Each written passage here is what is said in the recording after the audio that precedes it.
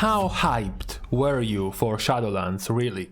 The point of today we are making is comparing the situation between Shadowlands and between Dragonflight roughly 3 months from the release of each expansion, because in case you don't know, in case you have been living under a rock, we have the release of Dragonflight coming in December, and then we have the leak which supposedly puts the release at the end of November, so now we are at the end of August, which makes it about 3 months from the release of the expansion. So I've been trying to go back in time and remind myself of what were my impressions of Shadowlands around this time. It's a good thing that I had a bunch of videos around September time when we were talking about Shadowlands, so I had a good reminder of the situation for back then. I don't think if you remember, but there were quite a few positive reactions from the community and, generally speaking, good attitude towards the changes that were coming in Shadowlands at the time. There were many praises and many victories hailed by the community because Shadowlands was, for example, getting rid of features like Titan Forging, and it was getting rid of features like Azerite Power, also known as Artifact Power from Legion, and this constant grinding, attaching AP to your character power. So either it was the ranks and the levels of your artifact weapon in Legion, the ability to unlock different circles, different tiers of your Azerite traits, or of your necklace level, or of your essences slots in Eternal Palace in BFA, whereas in Shadowlands that was gone. You also had other features being quite praised in Shadowlands. The open world zones were very well praised. They all looked very different. Between Bastion, Maldraxxus, Revendreth and Ardenweald, they were very distinct before people got to know eventually about them all. But there were very many praises in Shadowlands. It was supposedly being quite exciting, not to mention the whole circle of compliments around Torghast. You can go back and remind yourself of a few YouTube videos, you know, the first look of Torghast, trying out Torghast for the first time, checking out Torghast in the beta, etc, and you will see plenty of praises, plenty of videos with thumbnails of gaping wide mouths in a soy face being super excited about Torghast, which was seen at the time as a significant improvement to features like, for example, island expeditions and warfronts that were introduced in BFA. On the player power side, not only did you have no more Titan Forging, not only a lot of the RNG elements of power for your character were being removed, things like random Legion legendaries were gone. Instead, now there were going to be legendaries in Shadowlands, but they were deterministic. They were literally farm this currency every week, you know, by doing these activities, capping on the max resource you can get, which is not going to take too much time, you know, a couple of runs of Torghast and you're set, and then you craft whatever you want.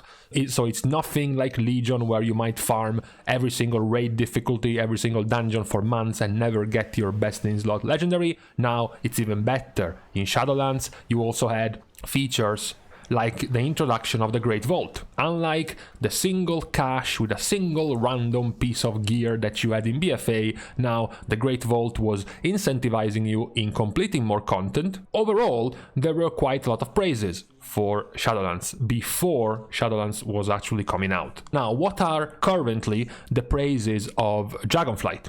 If we had to look at a couple of the major changes in Dragonflight, which are being seen at the moment still positively. We haven't seen the full extent of what they can do.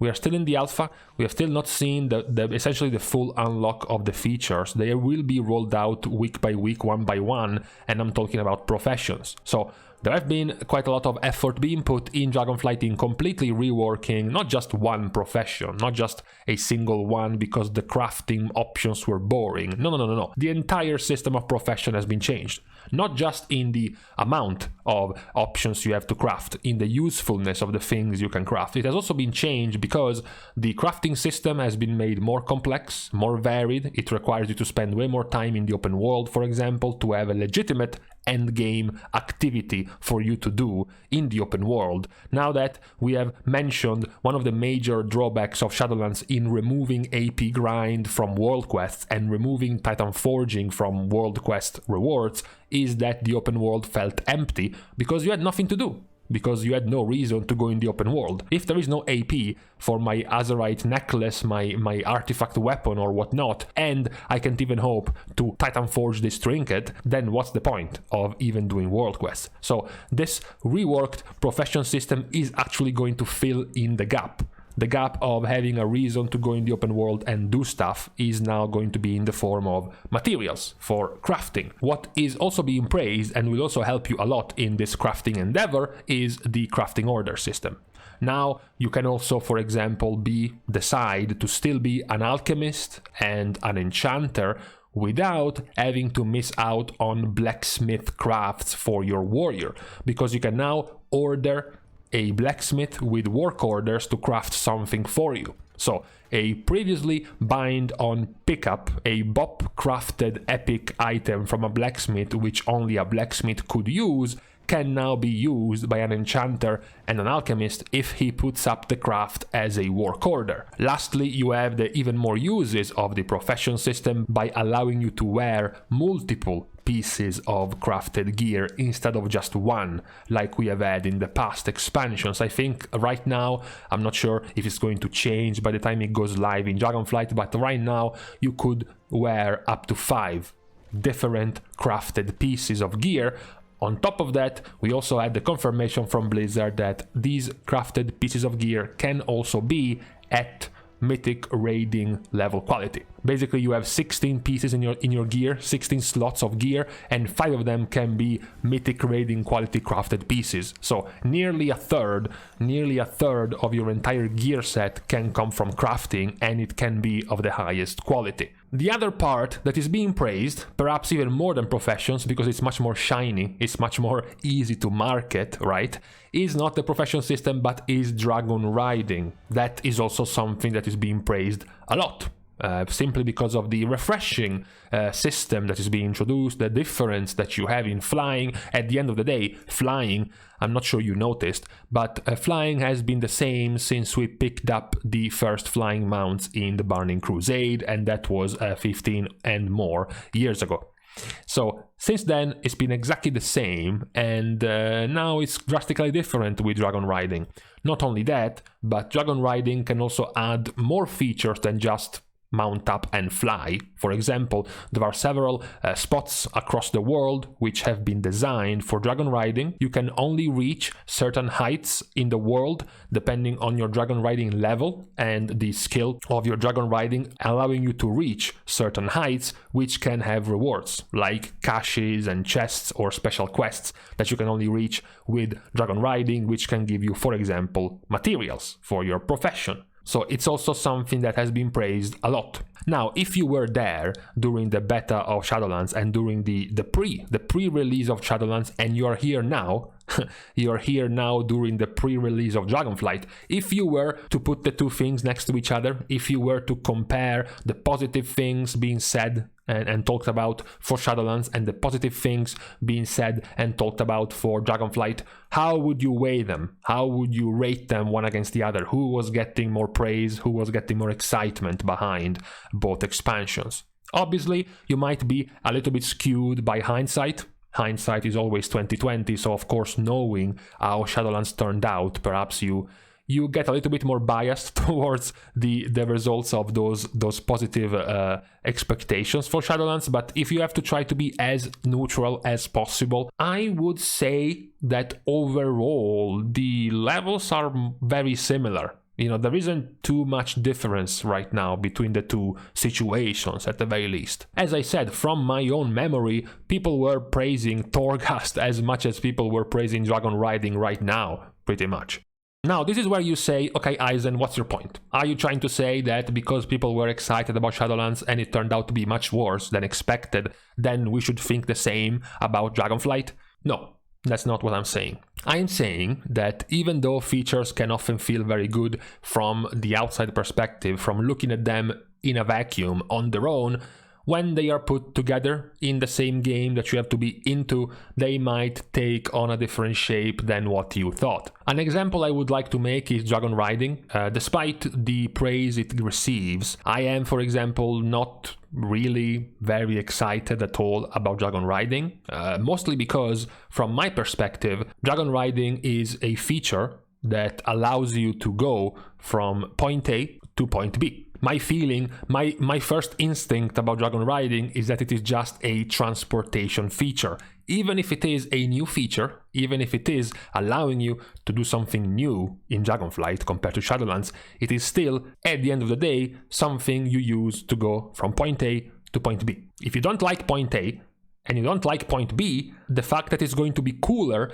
to go from point A to point B is not going to fix anything. You still will not like it. So obviously players can have different opinions about what they enjoy to do. My own feeling about the expansion is, of course, what is going to be available in the end game. So when I'm talking about enjoying the expansion, I have to think about what do I do when I log in? What do I do in relation to world quests, in relation to daily quests, in relation to the rewards that these daily quests and world quests are going to give me? And then lastly, Mythic Plus or PvP or raiding. But those are the least of our concerns. We know the high quality of Blizzard. Usually when it comes to instance content, they rarely let us down when it comes to designing raids and designing Mythic Plus, etc, etc. So that's the least of my concerns at the moment. It's a much bigger concern to have a much cooler and much improved open world system, because that is what I believe let us down the most in Shadowlands, which is also why